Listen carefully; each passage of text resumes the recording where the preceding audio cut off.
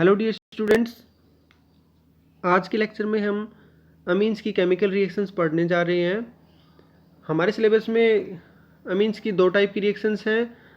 एक तो reaction with HNO2 nitrous acid के साथ रिएक्शन, और दूसरी हैं इलेक्ट्रोफिलिक सब्स्टिट्यूशन रिएक्शंस। इस लेक्चर में हम रिएक्शन विद नाइट्रस एसिड पढ़ेंगे, जो कि बहुत ज़्यादा इंपॉर्टेंट है। पेपर में बार बार क्वेश्चन पूछा जाता है इससे कि discuss the reaction of amines with nitrous acid. आइए हम स्टार्ट करते हैं। देखिए, नाइट्रस एसिड एक अनस्टेबल कंपाउंड होता है, और जब रिएक्शन में इसकी ज़रूरत होती है तभी इसको प्रिपेयर किया जाता है। इसको बोलते हैं in situ, it is prepared in situ. In situ का मतलब है जब रिएक्शन में रिक्वायरमेंट होगी तभी इसको प्रिपेयर करेंगे। कैसे प्रिपेयर करेंगे? NaNO2 यानी सोडियम नाइट्राइट की रिएक्शन करवाएंगे हम HCl के साथ, तो यहाँ से NaCl अलग हो जाएगा और HNO2 बन जाएगा। HNO2 means nitrous acid. तो ये जो नाइट्रस एसिड होता है, ये सभी अमीन्स के साथ अलग अलग तरीके से रिएक्ट करता है। मतलब aliphatic amines primary secondary tertiary aliphatic हो सकती हैं, एरोमेटिक हो सकती हैं, सबके साथ अलग अलग तरीके से रिएक्शन शो करता है। तो सबसे पहले हम जो ये रिएक्शन पढ़ने वाले हैं, एलिफेटिक अमीन्स के साथ कैसे रिएक्ट करेगा, आइए देखते हैं। बहुत इंपॉर्टेंट रिएक्शन है, फिर बोल रहा हूँ, बार बार पेपर में पूछी जाती है, ध्यान से समझना, और बहुत ईजी भी है। मैंने नीचे नाइट्रस एसिड का स्ट्रक्चर दिखा रखा आपको। HNO2 का स्ट्रक्चर ही है ये। नाइट्रोजन 3 बॉन्ड बना रखे हैं, एक ऑक्सीजन के साथ डबल बॉन्ड है और एक OH है। तो इसी स्ट्रक्चर को हम ध्यान में रखते हुए तीनों रिएक्शन को इजीली समझ लेंगे। तो आइए स्टार्ट करते हैं कि किस तरीके से एलिफेटिक अमीन्स रिएक्ट करेंगे। सबसे पहले प्राइमरी अमीन की रिएक्शन देख रहे हैं अभी, RNH2 plus HNO2 nitrous acid in presence of HCl। अब इन रिएक्शंस में टेम्परेचर बहुत इंपॉर्टेंट है, क्योंकि HNO2 वैसे भी कंपाउंड कैसा है, कम स्टेबल है, तो यूजुअली लो टेम्परेचर्स पे रिएक्शन होती हैं, 0 से 5 डिग्री सेल्सियस। यहाँ बनेगा क्या, देखिए, एक वाटर मॉलिक्यूल ये H2O, दूसरा वाटर मॉलिक्यूल HCl से H और नाइट्रस एसिड का OH। ये बस मैंने सिम्बोलिकली दिखा रखा आपको, मैकेनिज्म में थोड़ा सा चेंज होता है, बट समझने के लिए बेस्ट है ये। तो बचा क्या, प्राइमरी अमीन से Rn और नाइट्रस एसिड का नाइट्रोजन, और HCl से क्या बचेगा, क्लोरीन। तो 2 वाटर मॉलिक्यूल निकल गए और ये कंपाउंड बन गया भाई। प्राइमरी अमीन का Rn और नाइट्रस एसिड का N आपस में जुड़ गए विद ट्रिपल बॉन्ड। अब क्योंकि बीच वाले नाइट्रोजन ने 4 बॉन्ड बना रखे, इसलिए प्लस चार्ज, और Cl पे माइनस चार्ज, तो वो इसके साथ due to force of attraction रहेगा। तो इन कंपाउंड्स को हम बोलते हैं भाई alkyl diazonium chloride. Diazo word nitrogen के लिए यूज़ किया जाता है। डाई मतलब 2 हो गए, यहाँ पे 2 नाइट्रोजन हैं। और ईएम वर्ड कब यूज़ करते हैं, जब भी कोई एलिमेंट अपनी नॉर्मल वैलेंसी से ज़्यादा बॉन्ड बना ले, तो उसके लिए हम ईएम वर्ड लगा देते हैं। जैसे नाइट्रोजन के ऊपर नॉर्मली होते हैं, नाइट्रोजन 3 बॉन्ड बनाता है, जैसे NH3 अमोनिया, बट जैसे NH4 प्लस नाइट्रोजन ने 4 बॉन्ड बना लिए, उसको हम बोलेंगे अमोनियम आयन। तो वैसे अल्काइल डायजोनियम क्लोराइड। अब ये कंपाउंड कैसे होते हैं अभी, अनस्टेबल होते हैं, तो ये डिकम्पोज हो जाते हैं, और डिकम्पोज होंगे ओके। सबसे इंपॉर्टेंट चीज़ क्या बनता है, N2 मैंने यहाँ पे शो किया हुआ है, N ट्रिपल बॉन्ड N को मैंने सर्कल से शो किया है, N2 में कन्वर्ट होगा, यानी नाइट्रोजन गैस निकलेगी इस रिएक्शन में।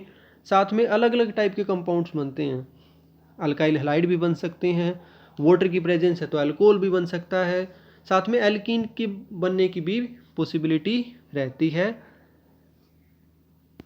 इस वजह से, क्योंकि इस रिएक्शन में नाइट्रोजन निकला, तो कितनी नाइट्रोजन निकल रही है उसको अगर हम क्वांटिटेटिवली मेजर कर लें, तो हम ये देख सकते हैं कि किसी कंपाउंड में प्राइमरी अमीनो ग्रुप कितना है। तो अमीनो एसिड्स और प्रोटीन्स जिनके अंदर प्राइमरी अमीनो ग्रुप होता है, ये चेक करने के लिए कि कितने अमीनो ग्रुप प्रेजेंट हैं, तो नाइट्रस एसिड के साथ रिएक्शन करवाई जाती है, और जो नाइट्रोजन गैस निकलेगी उसको क्वांटिटेटिवली मेजर कर लिया जाता है। इस मेथड को बोलते हैं वेन्स लाइक मेथड, और इस रिएक्शन को हम एज ए टेस्ट यूज़ करते हैं फॉर एलिफेटिक प्राइमरी अमीन्स। ध्यान रखना, सिर्फ एलिफेटिक प्राइमरी अमीन्स ही नाइट्रोजन गैस लिबरेट करते हैं ऑन रिएक्शन विद HNO2, और कोई भी अमीन जो है वो नाइट्रोजन गैस लिबरेट नहीं करती। अब ऊपर वाली जो मैंने जो फ्लो चार्ट दिखाया है उसका एक एग्जांपल देख लेते हैं। देखिए इथाइल अमीन लिया हमने जो कि एक प्राइमरी अमीन है, मैंने यहाँ पे शो किया NaNO2HCl 273 से 278 केल्विन यानी 0 से 5 डिग्री सेल्सियस।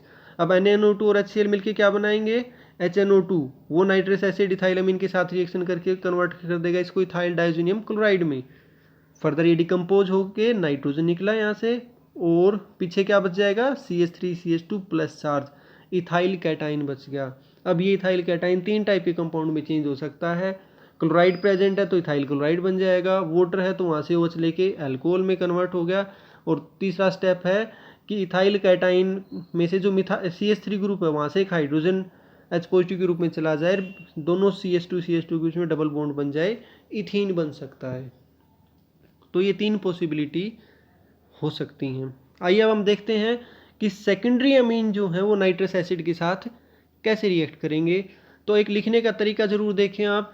प्राइमरी अमीन के साथ जो मैंने नाइट्रस एसिड का स्ट्रक्चर लिखा हुआ है वो O डबल बॉन्ड NOH लिखा हुआ है, क्योंकि प्राइमरी अमीन में H2 है तो वो H2 नाइट्रस एसिड के ऑक्सीजन के साथ जुड़ के वाटर बना देगा। अब सेकेंडरी अमीन में देखेंगे नाइट्रोजन के ऊपर सिर्फ एक हाइड्रोजन है, तो हम नाइट्रस एसिड का OH जो वो हाइड्रोजन के साथ शो कर रहे हैं ताकि इजीली समझ सकें हम। तो क्या होगा, वाटर मॉलिक्यूल निकलेगा कैसे, सेकेंडरी अमीन का हाइड्रोजन और नाइट्रस एसिड से OH, और बचा क्या, N डबल बॉन्ड O यानी नाइट्रोसो ग्रुप बोलते हैं इसको हम। तो R2N के साथ N डबल बॉन्ड O यानी नाइट्रोसो ग्रुप जुड़ गया है, इसको हम बोलेंगे N नाइट्रोसो डाई अल्काइल अमीन। ये येलो कलर का कंपाउंड होता है भाई, येलो ऑयली कंपाउंड, तो इसलिए मैंने साइड में लिखा हुआ भी है yellow oil. Further secondary amine का एक टेस्ट होता है, जैसे प्राइमरी अमीन के लिए हमने देखा कि नाइट्रोजन गैस का इवोल्यूशन हो रहा है, ठीक है। सेकेंडरी अमीन के लिए भी, उनके डिस्टिंक्शन के लिए भी एक टेस्ट होता है। वो कैसे होगा, मान लीजिए कोई मिक्सर हमारे पास, उसमें प्राइमरी अमीन भी हो सकता है, सेकेंडरी भी, टर्सरी भी। प्राइमरी अमीन का कैसे पता चलेगा, नाइट्रस एसिड के साथ नाइट्रोजन गैस का लिबरेशन हो रहा है। सेकेंडरी अमीन के लिए क्या होगा, पहली चीज़ तो एक येलो कलर का कंपाउंड बनेगा। फर्दर ये जो येलो कंपाउंड है इसके अंदर अगर हम थोड़ा सा फिनोल और कुछ कॉन्सेंट्रेटेड H2SO4 की ड्रॉप्स डाल देंगे तो इस सॉल्यूशन का कलर चेंज हो जाता है, वो हो जाता है ग्रीन। और अगर इस कंपाउंड के अंदर थोड़ा सा हम NaOH डाल दें तो इसका फर्दर जो कलर चेंज हो जाता है वो हो जाता है ब्लू। और फर्दर अगर इसमें वाटर भी अगर डाल दें यानी डाइल्यूट कर देंगे तो कलर हो जाता है रेड। तो ये जो series of change of colours है इससे हम इजीली बता सकते हैं कि सेकेंडरी अमीन की वजह से ऐसा हो रहा है कि सेकेंडरी अमीन से येलो ऑयल का कंपाउंड बना था, फिनोल और H2SO4 डालने से ग्रीन कलर का कंपाउंड बन गया, जैसे ही बेस डाला तो ब्लू कलर का कंपाउंड बन गया। ये एक नेम रिएक्शन है। This reaction is called Liebermann's nitroso reaction and this is used as a test for secondary amines. अगर पेपर में आ जाता है कि what are the test for primary, secondary and tertiary amines, तो प्राइमरी अमीन की ऊपर वाली रिएक्शन लिखोगे आप और उसके बाद लिखोगे टेस्ट क्या है, इवोल्यूशन ऑफ नाइट्रोजन गैस। वो लिखना जरूरी है कि नाइट्रोजन इवोल्व हो रही है। सेकेंडरी अमीन्स के लिए आप रिएक्शन लिखोगे, अननाइट्रोसो अमीन्स बनाओगे आप, नाइट्रोसो अमीन येलो ऑयल का कंपाउंड, फिर बाद में सारा फ्लो चार्ट बनाओगे जिसमें हमने फिनोल डाला उस और H2SO4 डाला, उससे ग्रीन कलर का सॉल्यूशन बना, और ग्रीन कलर से में हमने एक्वस NaOH डाला तो वो ब्लू कलर का सॉल्यूशन बन गया। तो ये एज ए टेस्ट यूज़ की जाती है सेकेंडरी अमीन के लिए।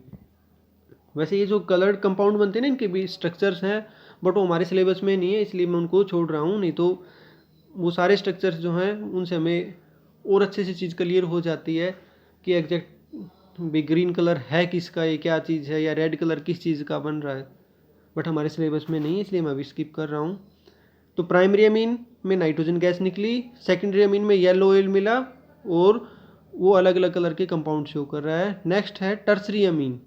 तो टर्सरी अमीन में नाइट्रस एसिड के साथ रिएक्शन होगी इन प्रेजेंस ऑफ HCl। तो देखिए क्या होगा, टर्सरी अमीन में नाइट्रोजन पे lone pair of electron, nitrogen के साथ कोई हाइड्रोजन तो है नहीं, तो एज सच हम कोई वाटर मॉलिक्यूल यहाँ से एलिमिनेट नहीं कर रहे। नाइट्रोजन का लोन पेयर नाइट्रस एसिड है तो H आयन दे सकता है, इस H के ऊपर अटैक करेगा तो प्रोटोनेशन हो जाएगा R3NH और नाइट्रोजन पे आ जाएगा प्लस चार्ज, और NO2 माइनस चार्ज के साथ इसके साथ रहेगा तो ये सोल्ट बन गया अभी try alkyl ammonium nitrite. Further जरूरी नहीं है रिएक्शन यहाँ स्टॉप हो, कई बार ऐसा होता है ये कंपाउंड डिकम्पोज हो जाता है, डिकम्पोज होकर किस में कन्वर्ट होगा, एन नाइट्रोसो डाइल्काइल अमीन में ही कन्वर्ट हो जाता है, साथ में एल्डिहाइड और कीटोन भी बनते हैं। ध्यान रहे ये चीज़ कि ट्राइअल्काइल अमोनियम नाइट्राइट जो वो डिकम्पोज होके नाइट्रोसो अमीन्स में ही कन्वर्ट हो जाता है और साथ में एल्डिहाइड और कीटोन भी बनते हैं। तो ये रिएक्शन है बहुत इंपॉर्टेंट है, बार बार पेपर में पूछी जाती है। ये एक छोटा सा फ्लो चार्ट आपकी स्क्रीन पे जो दिख रहा है ये आपको पूरे 5 मार्क्स दिलवा सकता है। नेक्स्ट है, ये हमने देखा एलिफेटिक अमीन्स कैसे रिएक्ट करती हैं। आइए हम देखते हैं कि एरोमेटिक अमीन्स कैसे रिएक्ट करेंगे नाइट्रस एसिड के साथ। ऑलमोस्ट वही सीक्वेंस है जैसे हमने वहाँ पढ़ी थी। एरोमेटिक अमीन ले ली, प्राइमरी अमीन, नाइट्रस एसिड साथ में दिखा रखा है मैंने। इन प्रेजेंस ऑफ HCl 0 से 5 डिग्री सेल्सियस टेम्परेचर पे क्या होगा, वाटर निकाल दिया और साथ में बना देंगे अब हम यहाँ पे 2 वाटर मॉलिक्यूल, जैसे हमने एलिफेटिक में निकाले थे सेम प्रोसीजर है। 2 वाटर मॉलिक्यूल निकल गए, क्या बन गया भाई, डाइजोनियम सॉल्ट्स। प्राइमरी अमीन के केस में एलिफेटिक में भी डाइजोनियम सॉल्ट बने थे बट वो क्या थे, unstable. On the other hand benzene diazonium salts जो हैं यानी एरोमेटिक वाले डाइजोनियम सॉल्ट्स वो थोड़े से स्टेबल होते हैं। क्यों होते हैं इसकी वजह हम अगली यूनिट में पढ़ेंगे जब डाइजोनियम सॉल्ट्स मैं आपको पढ़ाऊंगा। अब देखिए जैसे मैंने एलिफेटिक अमीन्स और प्राइमरी अमीन सेकेंडरी अमीन सब के टेस्ट बताए, ऐसे ही प्राइमरी एरोमेटिक अमीन और एलिफेटिक प्राइमरी अमीन हैं, दोनों प्राइमरी अमीन, एलिफेटिक एक एलिफेटिक है दूसरी एरोमेटिक, इन दोनों को आपस में डिस्टिंग्विश करना हो क्योंकि दोनों में डाइजोनियम सॉल्ट बन रहा है। तो उसके लिए तरीका क्या है कि एरोमेटिक के केस में जो डाइजोनियम सॉल्ट बना बेंजीन डाइजोनियम क्लोराइड, उसकी बीटा नेफ्थोल या 2 नेफ्थोल कहें इसको, इसके साथ रिएक्शन करवाई जाती है। तो इस रिएक्शन में क्या हुआ आप ध्यान से देखेंगे, मैंने बीटा नेफ्थोल में OH के साथ वाले पोजीशन से हाइड्रोजन दिखा रखा अलग से और डाइजोनियम साल्ट का क्लोराइड उनको शेडिड कर रखा है HCl को, ये HCl अलग हो जाएंगे और जहाँ से हाइड्रोजन निकला वहाँ पे बेंजीन डाइजोनियम का नाइट्रोजन आके जुड़ जाएगा। तो इस तरीके से ये एक एडिशन प्रोडक्ट बनेगा, ये कंपाउंड बनेगा। ये यूजुअली ऑरेंज रेड या ऑरेंज कलर की डाई बनती है। तो जैसे ये कलर आ जाएगा कंपाउंड में तो हम कह सकते हैं कि एरोमेटिक प्राइमरी अमीन प्रेजेंट है। नेक्स्ट रिएक्शन हम देखते हैं भाई कि जो सेकेंडरी अमीन है वो कैसे रिएक्ट करेंगे। तो बिल्कुल सिंपल सी रिएक्शन है, जैसा हमने वहाँ देखा था सेम वही, कोई चेंज नहीं है। वाटर निकल गया, नाइट्रोसो अमीन एनिलीन बन गया। यहाँ पे नेमिंग में आप बस इतना ध्यान रखना कि नाइट्रोजन पे जो जो ग्रुप जुड़े हैं ना उनको बताना पड़ता है कि N पे क्या लगा हुआ, N पे नाइट्रोसो, N पे लगा हुआ अल्काइल और क्या है एनिलीन। हमारे पास बेंजीन पे NH2 जुड़ा हुआ था वो हो गया एनिलीन, उसकी दोनों हाइड्रोजन हटके एक जगह R ग्रुप लग गया N के साथ और एक जगह नाइट्रोसो, तो N nitroso N alkyl aniline, yellow colour का कंपाउंड बनता है येलो ऑयल। अब देखते हैं कि टर्सरी अमीन कैसे रिएक्ट करेंगे।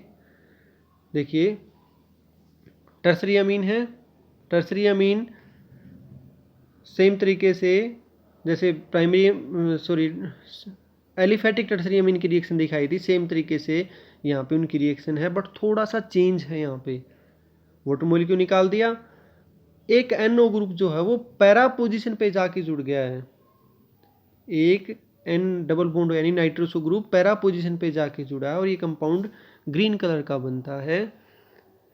इस चीज़ का अब मैकेनिज्म से हम स्टडी करेंगे कि ऐसा क्यों हुआ।